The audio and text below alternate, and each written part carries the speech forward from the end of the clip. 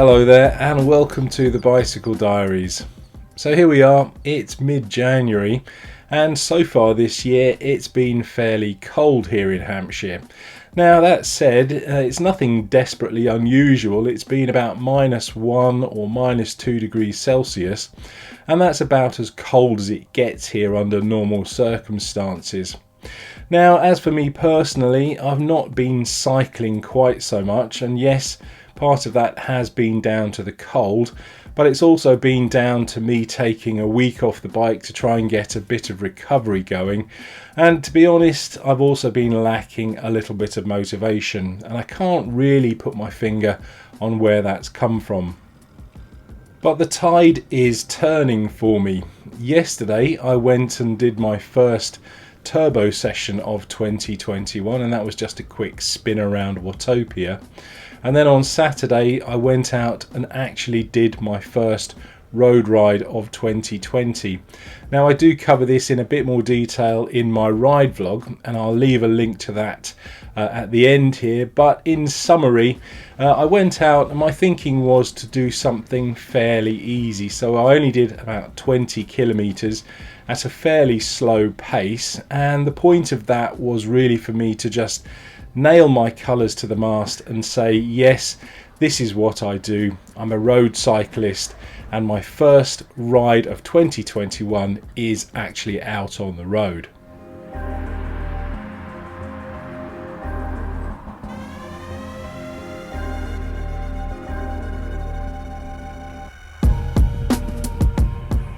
Another reason for me lacking a bit of motivation up until now is that last week some idiot said that he was only going to ride 50 kilometers when he was out on the road. Now I've realised that that's a load of nonsense, because all that made me do was think about how hard it was going to be, how cold it was going to be, and how long that ride was going to take me, and I just ended up talking myself out of it. Since then, I've realised that it's far more beneficial to actually get out and ride and not worry too much about how long or how short the ride's going to be. It's going to be far better to actually get out and ride 10 kilometres rather than sitting at home on the sofa watching the chase and thinking to yourself, yeah, I should really get out and do my 50Ks.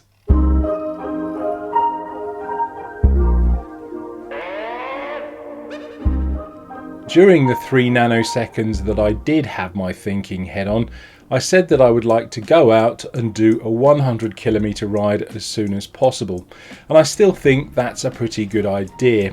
But with everything happening here at the moment, I may have to create a 10 kilometre loop around where I live and then go out and ride that 10 times, a bit like some kind of weird lycra clad merry-go-round. While I'm here, I'd just like to thank my friends over at Magicshine for sending me this MJ906 bike light to test. As you can see, it comes in 2 parts. There's a 10,000 milliamp battery, and then there is the light head unit here, and the two are connected by a cable. Now I've only just sort of roughly kind of put this on my bike at the moment. The battery unit attaches via some Velcro ties here, and then I would imagine you could probably zip tie this power cable down to the frame somewhere, and conveniently it does undo, so you can take the head unit off and leave the rest of the cabling in place. The head unit attaches very easily and simply using a Garmin quarter turn mount which comes supplied with it, and as you can imagine, you just take it off and put it on like this. It has a big button in the middle here that's very easy to press even when you've got gloves on, and that just switches the unit on.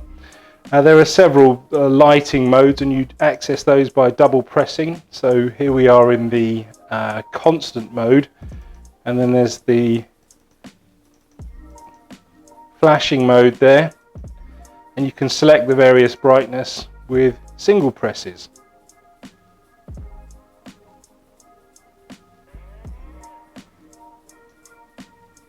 The light beam itself is 4,500 lumens, and has a range of 236 meters. And as you can imagine, that is going to be more than enough for you to see where you're going and for other road users to see you. As you can imagine, this light is completely waterproof and can withstand a fall of up to 1 meter.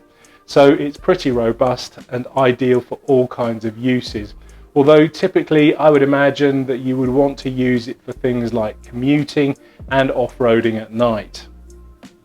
The MJ906 has a whole host of features that I can't even begin to go into at the moment, but if you'd like to know more information about this, I'll leave a link to the Magicshine website in the description below.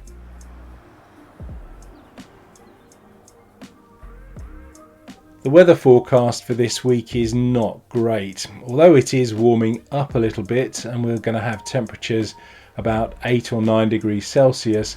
It's also forecasting quite a lot of rain. So for me, that will mean doing most of my rides indoors on the turbo trainer. Now it's pointless trying to worry about how many kilometers I'm going to ride, so I'm just going to revert to seat time and I'll be aiming for about 4 hours. Wish me luck. Thanks for watching.